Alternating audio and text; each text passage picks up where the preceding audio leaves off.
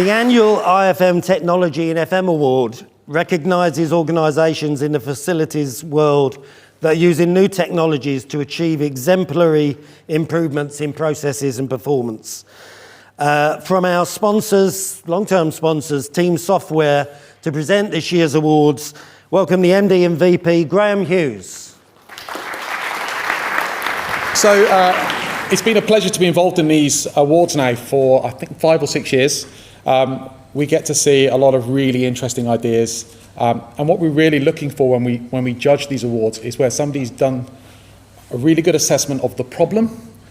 They've created a business case, they understand the value of what they're trying to do, then they execute on it.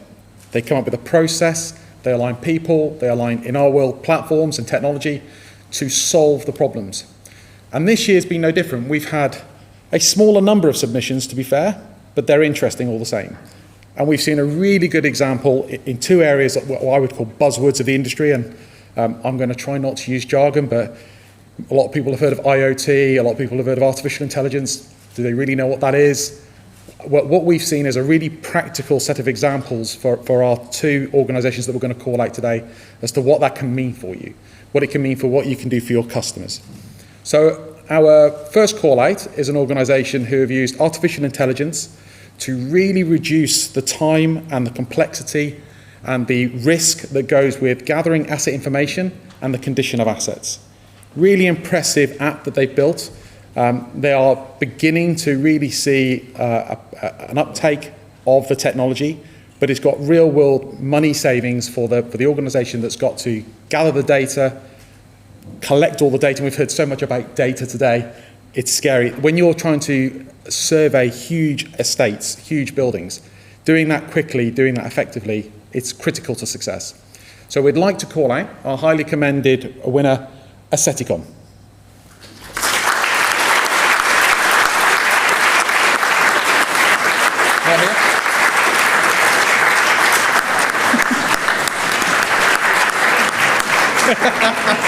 As you can tell, we weren't really expecting to. Well, congratulations. So no, that's brilliant. So I hope I did you justice. But we got this one. Sorry, this one. Right. This too. Will that unpack it now as well? There we go. So we don't have Which one? Right. So how do we get into this photo? Okay. Here we go. There you go. Congratulations. Right.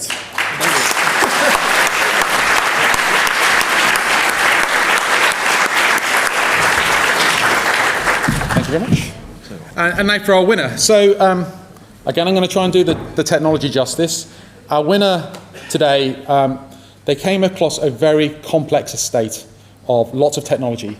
They implemented an IoT strategy, a business intelligence strategy. What does that mean?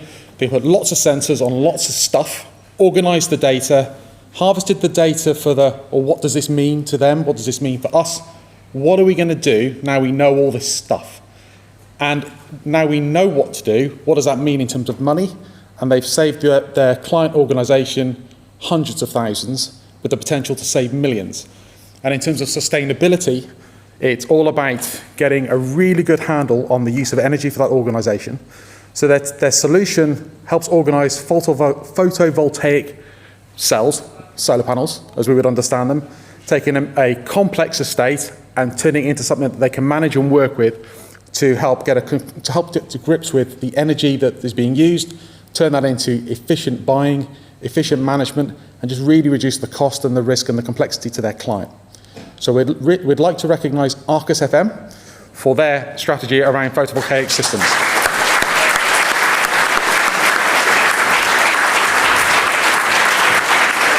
Team coming. Let's see if the photographers can do justice of this now. Did I do you justice? Well, you did us justice, yeah. Fine job. I'm going to give you the trophy. You're going to be in the middle. Okay, all in, I think. Are you ready? Yep. Thank you. Thank you. Well done, guys. Thank you.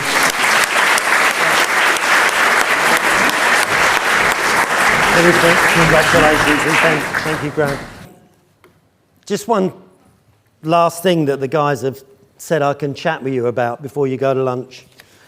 Some of you may know that I've been struggling with some health issues personally over the last few years, and it's led to a not early but an unplanned retirement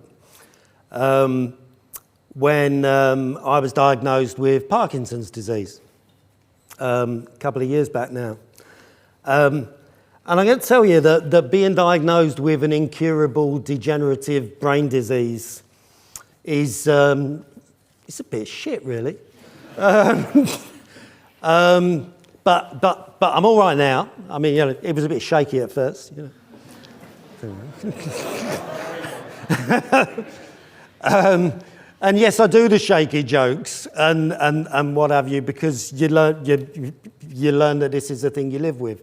My 18-year-old, within like 2 weeks of me telling him, my 18-year-old grandson rang me up, or not rang me up, came to see me and said, you know, Grandad, is it all right to tell jokes about Parkinson's people? And I said, I've got loads of them. But the thing about Parkinson's disease is that everybody knows about the shakes and the tremors, but there's an awful lot more to it.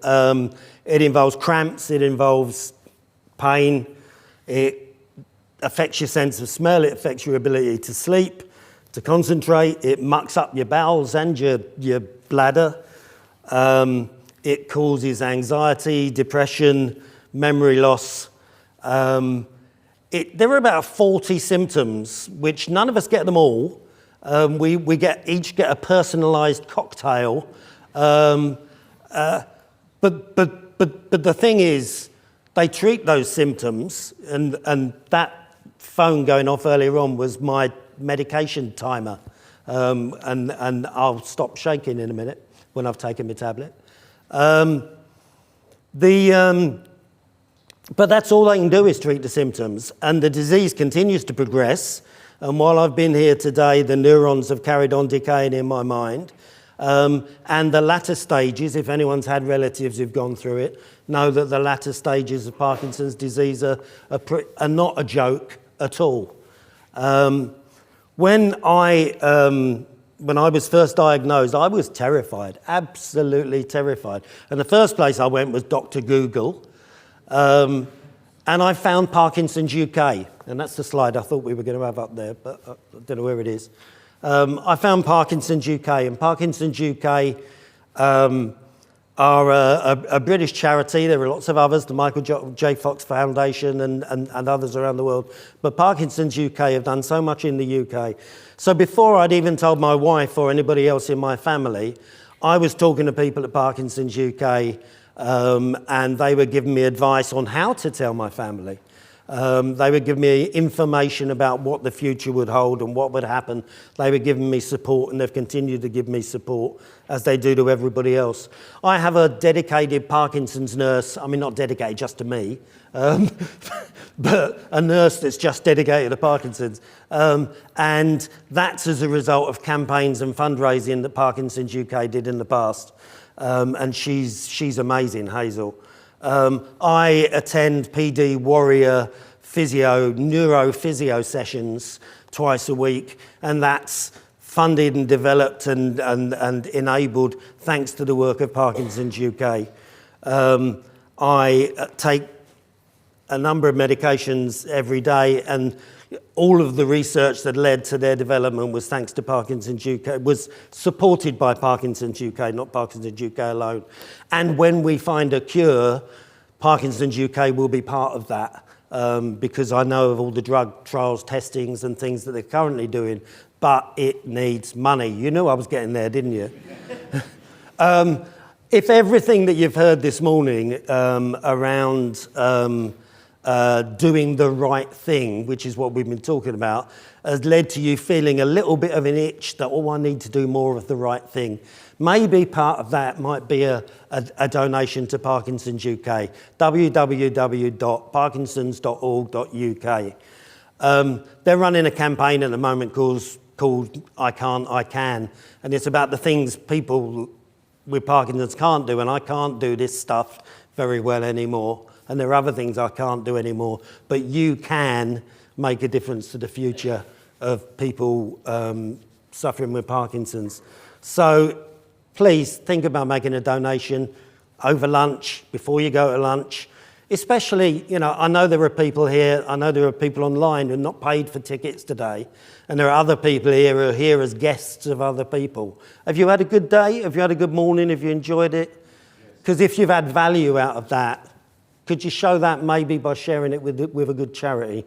And that's it. I'm going to shut up now. We're coming back at 1:40, 54, 5 to 2. And we all know that I don't know if you all know, David is a massive James Bond fan, what he doesn't know is that I've actually been shortlisted to be the next James Bond. Because I'm shaken, not stirred.